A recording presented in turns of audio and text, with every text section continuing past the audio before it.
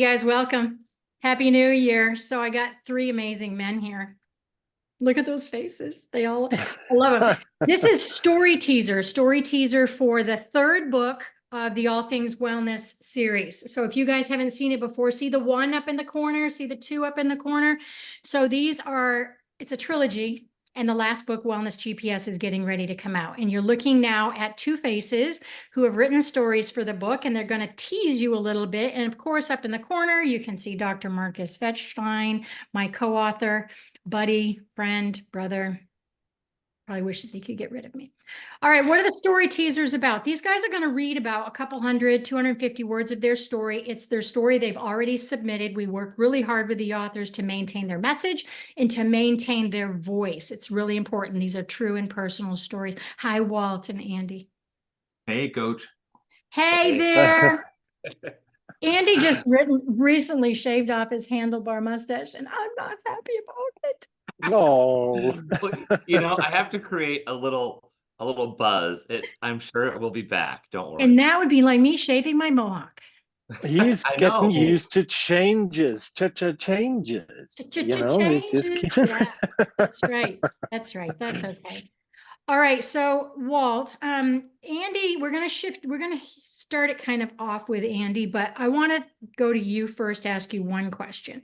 You are somewhat extroverted, yet me pulling a story out of you. I've known you for about 9 years in multiple venues and avenues and lanes.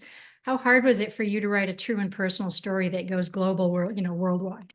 It was harder than I thought, because we talked about this a while ago, and then here comes deadline. I had like 6 different things on paper, and when I eventually did, I threw it all away, and I just sat down one day and I unplugged the phone, and it just came out. So what you saw was nice, just the way it came out, without overthinking it. And that's my New Year's resolution, since we're kind of celebrating New Year's, is don't overthink things. Yeah, I love that.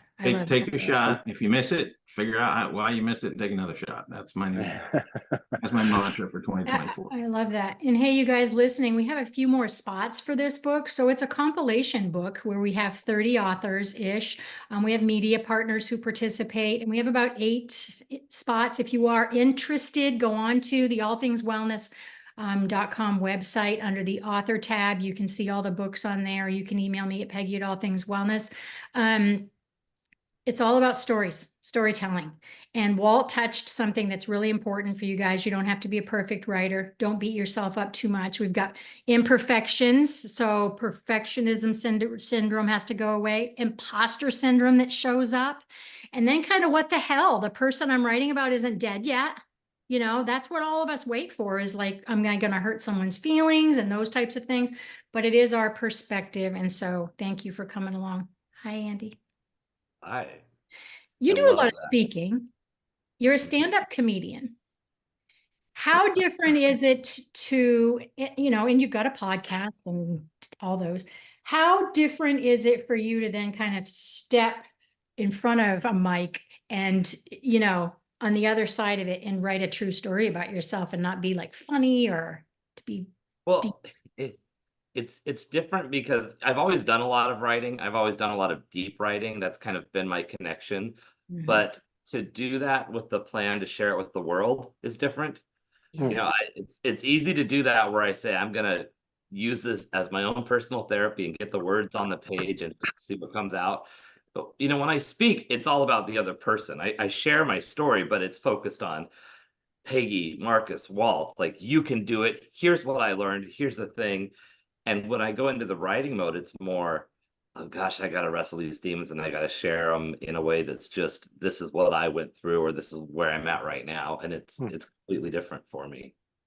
Yeah, and all sorts of different methods people use. So sometimes audio people who have a hard time putting their hands on a keyboard can talk into a mic and then translate it. The Mac, you can hit the button and just talk away and write and go back and kind of fix it. One thing I've noticed, and even with you two who are very eloquent writers, even the expert writers out there, is when it comes from the heart or our own experience, sometimes the framework jumps all over the place, like chronologically, and we're kind of dumping this stuff, and you're reading, you're writing as a writer, and then the reader, we're going, what's missing here? So, but have you realized that or recognized that in the editing process, that kind of connection of like, it's different, isn't it? Definitely. Yeah, Yeah, it makes I noticed everything. too. Sorry, Marcus, go ahead. No, well, I was just going to say that it flows nicely when, you know, we are having a bunch of people understanding what is meant to be said. And, you know, rather than having it a little bit more jumpy on the pages, it just flows nicely. Yeah. You know?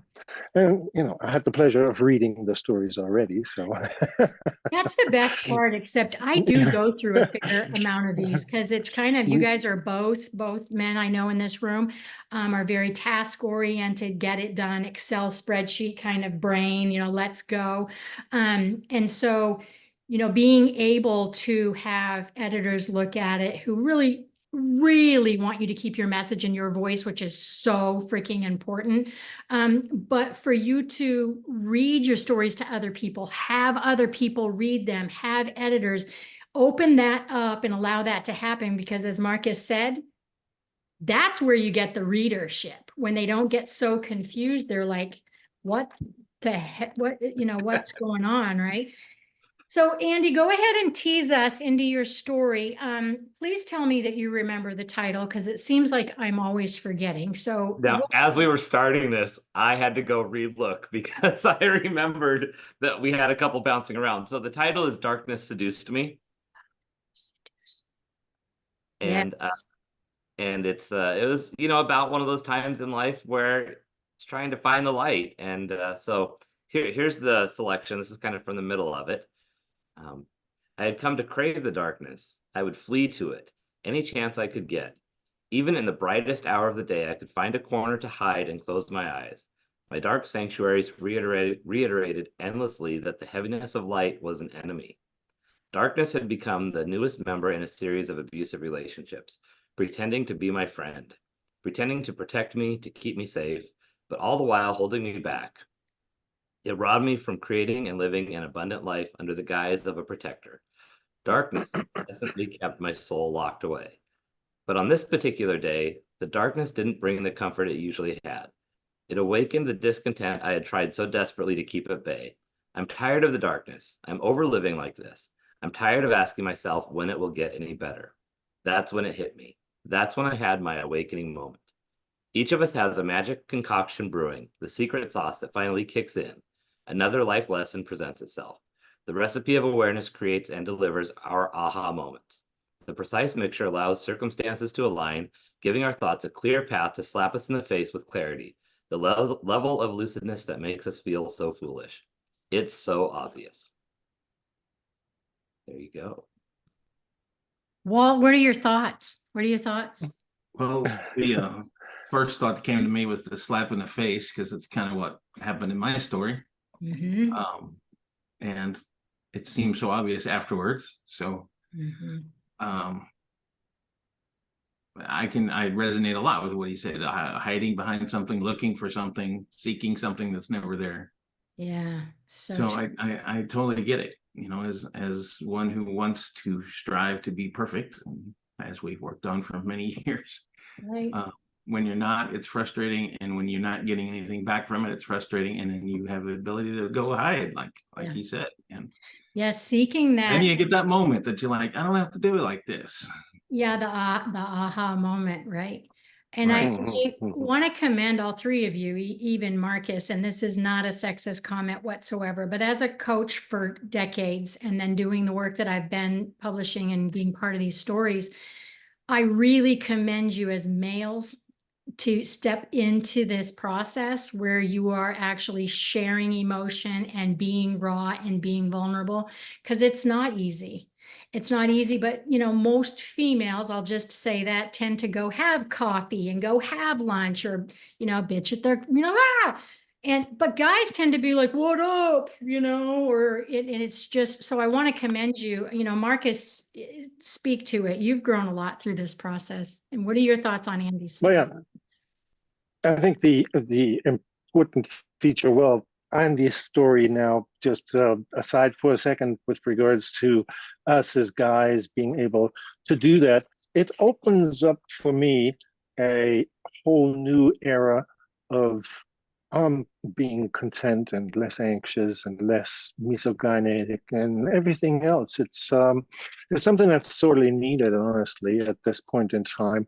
And I'm really surprised that there is so many other people like Andy and Walt that are willing to step up and showing other guys, well, maybe that will actually make you feel better on the inside. Yeah, cathartic. And Andy's story, though, tells us that, we all can get trapped in that darkness. And that's what I call rock bottom. If you feel comfortable about being there, that is, oh my goodness, a very hard place to move away from. To have any sort of sense of motion trying to get away from that is hard to muster. So kudos for being able to do that, and kudos for putting it on paper, recognizing that other people might benefit from that as well. And that's the beauty about me looking through all these stories, that I've realized the potential of giving other people the hope. Yeah, helping other people. And Yeah. in the regards to writing too, there are all sorts of ways to do this to help people. You've got bloggers and articles and compilation books where you can be with another team. You can write your own memoir. And what I would like to just throw out there is to remember, not only is it a good marketing tool, right? But to think about honestly how you can weave those different things to tell your story in different ways or to expand on it. So I would say to anyone who really wants to help other people, whether it is to just get it out there and never know, right? There's a lot of us who never know if we help other people, but just to do that, knowing that you do, and to do it in different ways.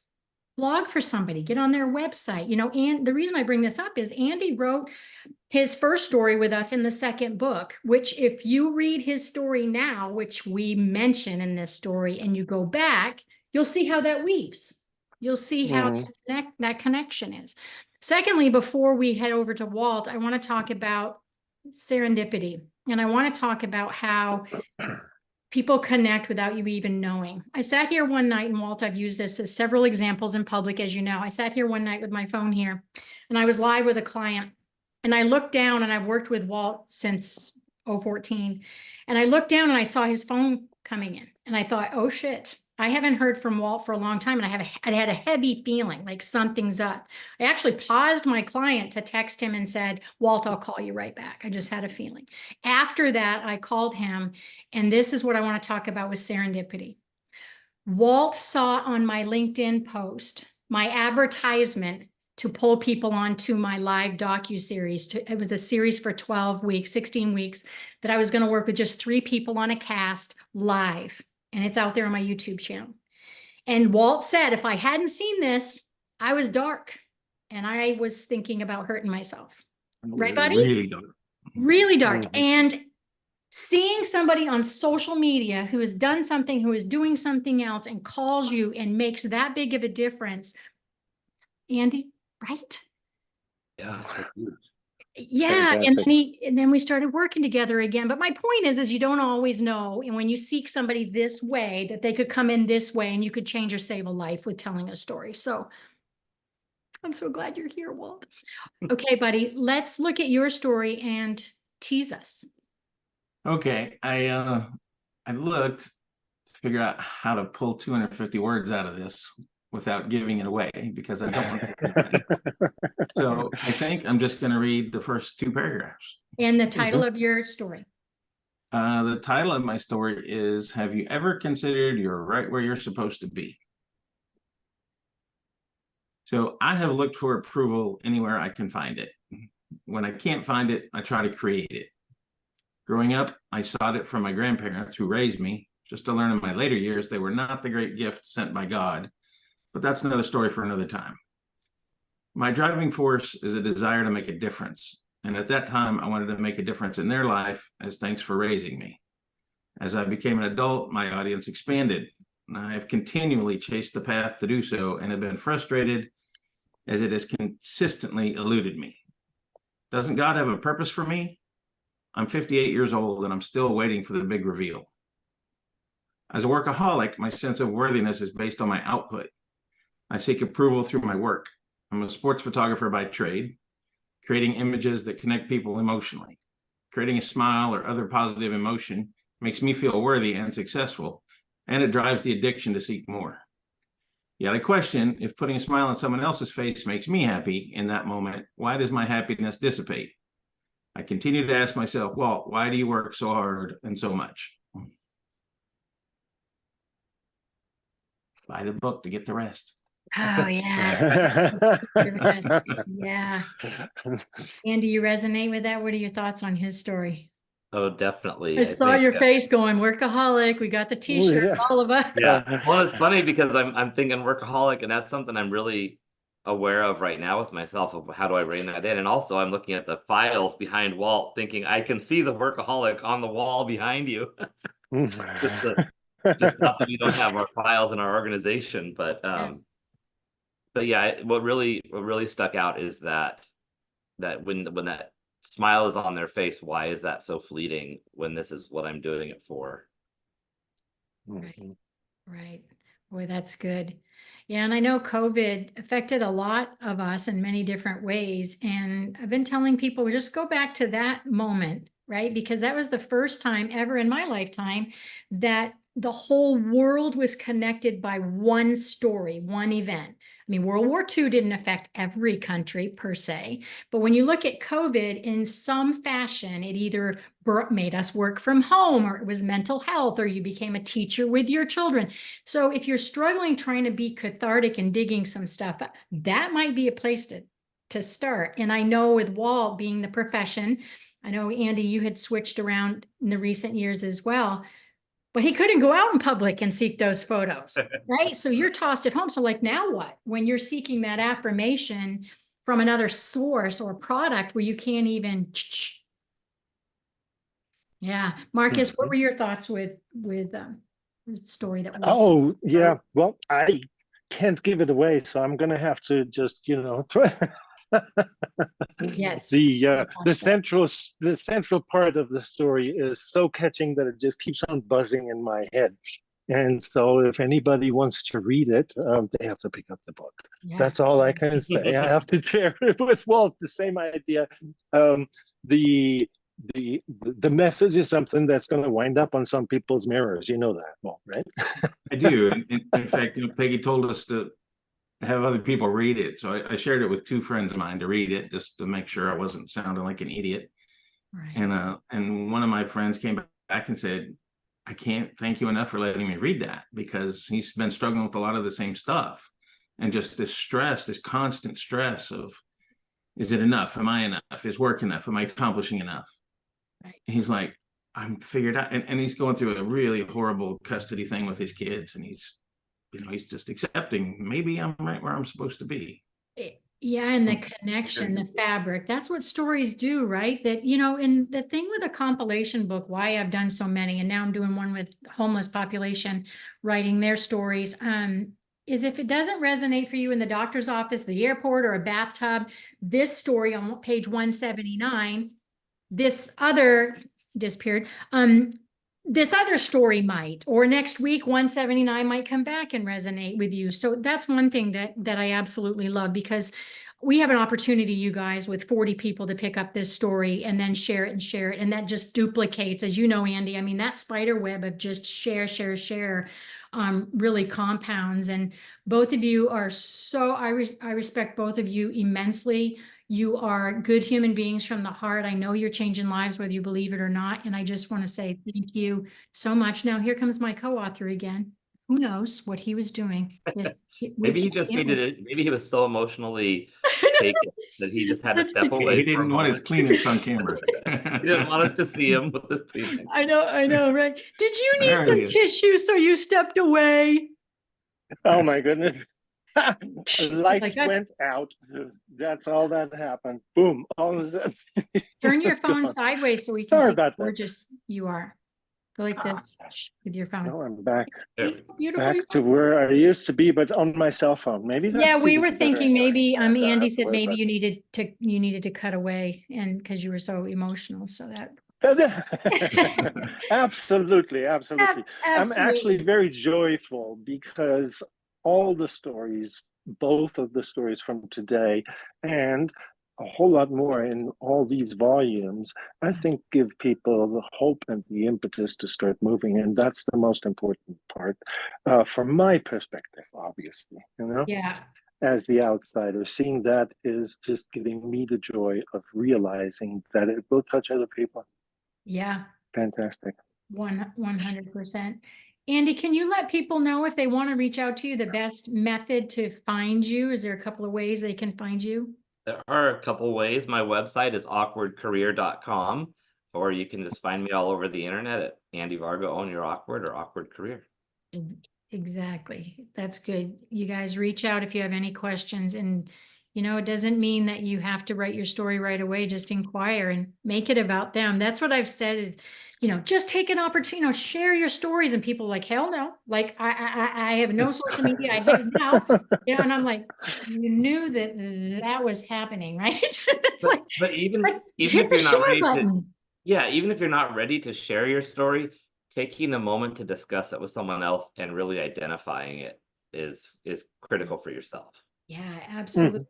And if social media isn't your gig, you can silently let somebody else share your story, meaning that hop on, you know, something like I'm always posting something about the books for you guys. And if you've written a story, just hit the share button and your population will grow. I think of my sister, and then I want to come to Walt. 3 books ago, or however many books ago, she would have never told her story. Massive, as Marcus knows, massively introverted, like 56 friends on Facebook, in her own little world, dealing with the trauma that she's had in her life. She's been very vocal about an addiction that she had with meth from trying it one time. And she's been sober for 21 years, raised a child, doing fantastic. And back then, the very first story, she called me at 10 o'clock at night and said, I can't do it. She'd written it. She said, I can't do it. I've dealt with this. I've suppressed this. How dare you bring this up? And it was very difficult. And now I think she's been published 5 or 6 times in the last year and a half. And exactly what we're talking about, Andy, is somebody like in Utah who used to know her, DM'd her, and it was like, what? You would never know. How amazing. Thank you for sharing that story. And so people, wow, right? Walt, how can people find you? How can they find me? Go to Wow. Dallas and ask for Walt. Pull up the big D and say, "Where's Walt?" How can you find me? What? Do you have an email or anything, or you want people? Well, my first thought was, why would they want to find me? But how can they reach out and ask you a all question? my social media is pretty much all business related. I do have a Facebook, but you know how many Walt Smiths are on Facebook? There's about 1 billion of us out there. Walt, Can someone just email you? Just tell them, hey, it's in the book. It's in the book. Yeah, there you go. We keep going. Well, Yes, if you guys can want email me. Oh, go ahead. You can email me at walt@iiphoto.com. I like impact images, iiphoto.com. And if you And you can see some to... of my work there too, if you really want to look at it. Exactly. Nice. Plus, I know how to find these people. So have your people call my people. That's right. All right, you guys, I'm really proud of you. I'm so grateful that you've been a part of this journey with me. Andy is also one of my media partners. He was in book 2, 8, 9, 10, 11, 12. And so he's with me, and we've met in person, and his energy is amazing. So Marcus, do you have any final thoughts for these 2 gentlemen, and we'll let them get off on their merry way? No, just to reinforce that I'm so happy and glad that they joined in and shared their message. That's really important, and I really appreciate it. Look at that, the emotion. Right? Look at all the emotion. There's another zapper coming up here. I'm out. What do you mean? What? Oh, that's okay. No, just another out. You see? Oh, you're getting too ready. Emotional. Too emotional. You're getting ready. Sometimes it catches me a while. It takes me a while to get on. All right, you guys, I'm going to go ahead and put my website on here. Again, if you'd like to tell your story in this 3rd book of the trilogy, then make sure you reach out to me. We have a few spots left. I'm really grateful for you guys. And so we'll be in touch. Chat soon. All right. Thank you, guys.